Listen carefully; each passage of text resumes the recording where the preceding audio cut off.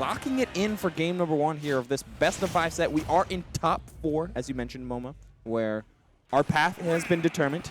Winner of this will play Leon. Winner of that will play Jackal to close out Fireside Open 2023, and it looks like John is trying to get right off to the races with this Mythra. Yeah, I'm loving the Pirate Mythra pick from John. You just have this in the back pocket as a secondary. With matchups that Rob really does struggle. And of course, we see the talks of some of the matchups that Steve does struggle with, one of them being Pirate Mythra, being the quickness of Mythra and the explosive disjoints of Pyra playing around the Steve normals is definitely going to be a big difference maker in a matchup like this. But then here comes Steve, or once he gets you off stage, and the one weakness with Pyra Mythra being their lackluster recovery, take the stocks very, very early. In my, commentator opinion, so take it with a grain of salt, the way you want to play this matchup as Pyra and Mythra is get the early 30 to 40% as Mythra and play majority of the matchup as Pyra. Disjoints are a hassle, a massive hassle for Steve to deal with. Oh, interesting utility on the side B there, going through the blocks after destroying them. But the Pyra comes out trying to find nil up smash there from Syrup in order to close out the stock at 85, but missing the nil, which means we're back to neutral here, Momo. And good stuff. Resetting here. Syrup taking this right back to ledge. Of course, again, playing that same gameplay I was just talking about, where wanting to take Pyra and Mythra off the stage because they dominate those platforms. That huge downer taking that first stock there from Syrup on the Steve. Josh, and again, playing the game, like you said too, playing the earlier percentages with the Mythra, rocking the damage as much as he can. Once you get to the higher percentages, when you take the stocks, that's when you switch to Pyra, make it difficult, and keeping the Steve out as long as you can. Yeah, Pyra just has so much utility in order to blast through these resources, blast through these blocks, but that's a charge up smash. You let the rapid jab rip, and that's any punish you want there on the part of Syrup, and he finds a rather simple one with just the up smash.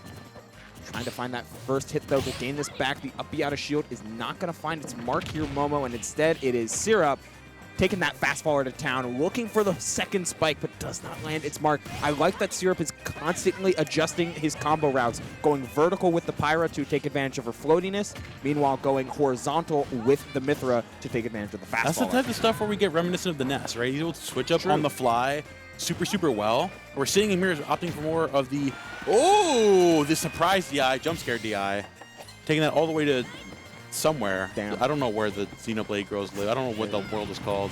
You think I play those games? What do I look like? I certainly don't. It's Goat? Wait, didn't they put?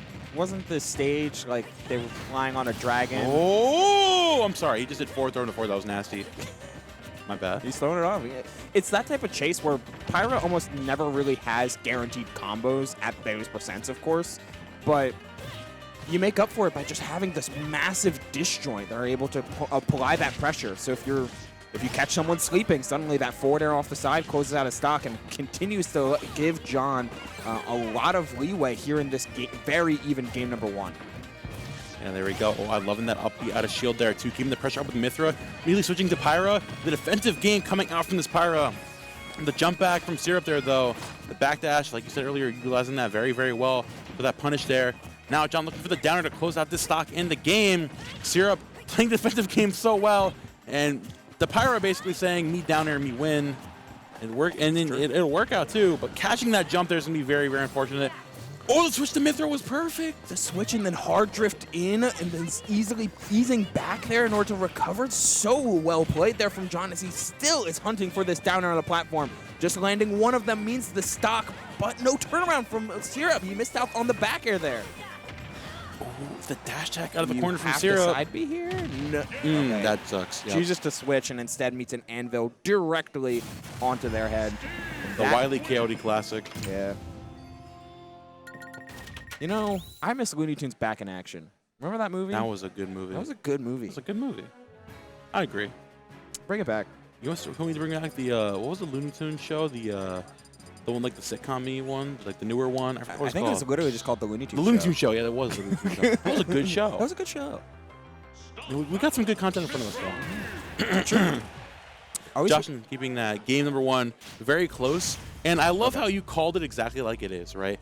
The way you want to play this matchup, a lot of matches in this game, you're saying to mostly Mythra and Pyra toward the end of the stock. Here, we're going Mythra for the very beginning of the stock, getting damage to around 60, 70-ish%, then switching to Pyra because the one weakness that Steve really has is approaching.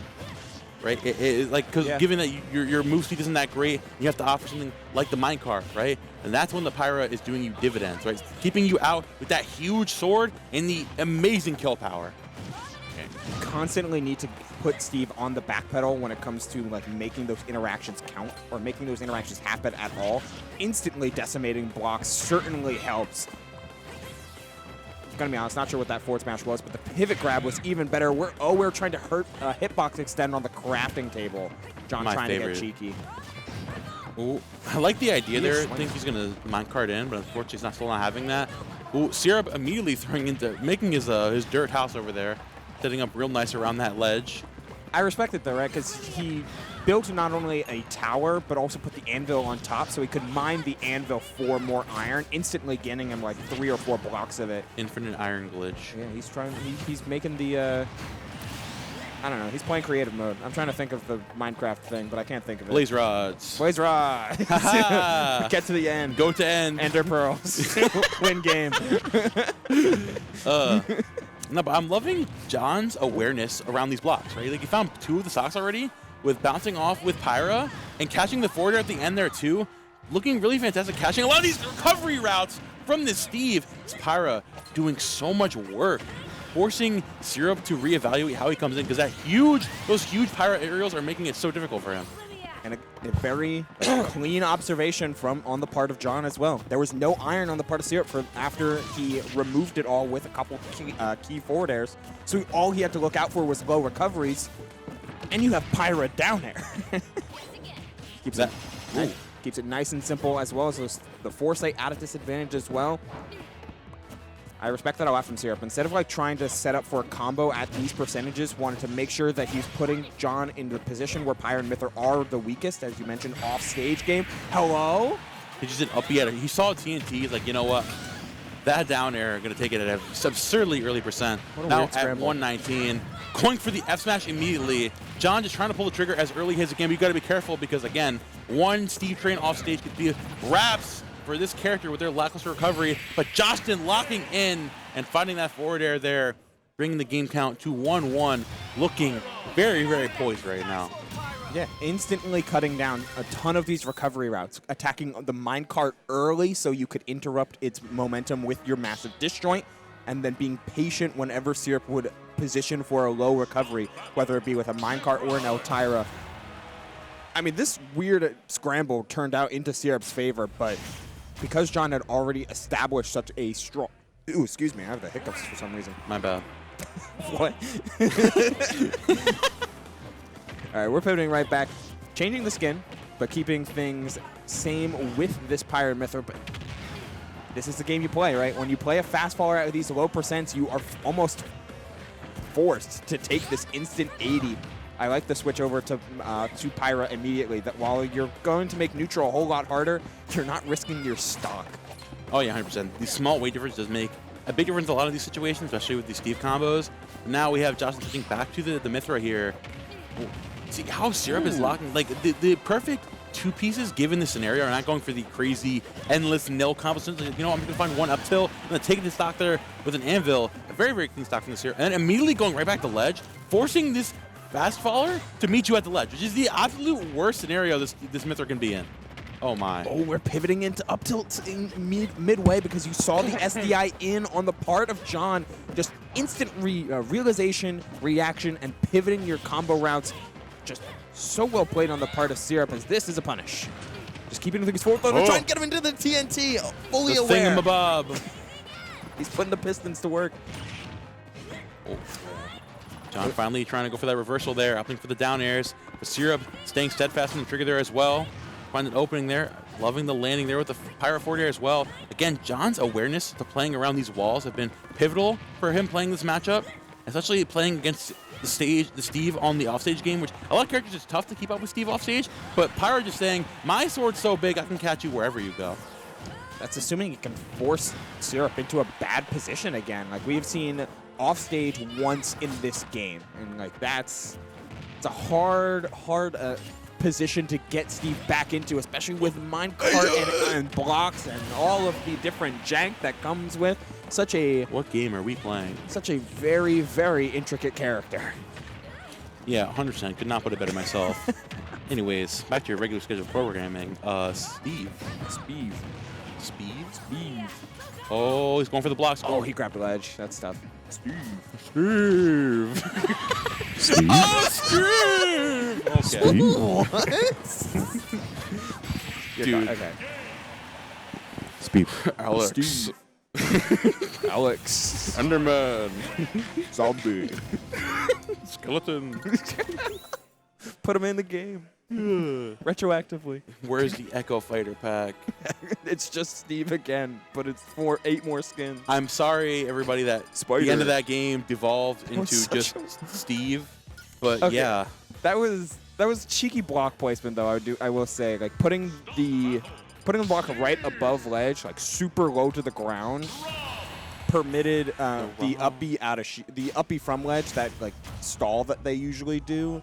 It instead just bonked Pyra and forced her onto stage like instantaneously. So after a decimation in that game number 3, John is pivoting over to the Rob, the character that has gotten him here in the first place, trying to make his way into top 3.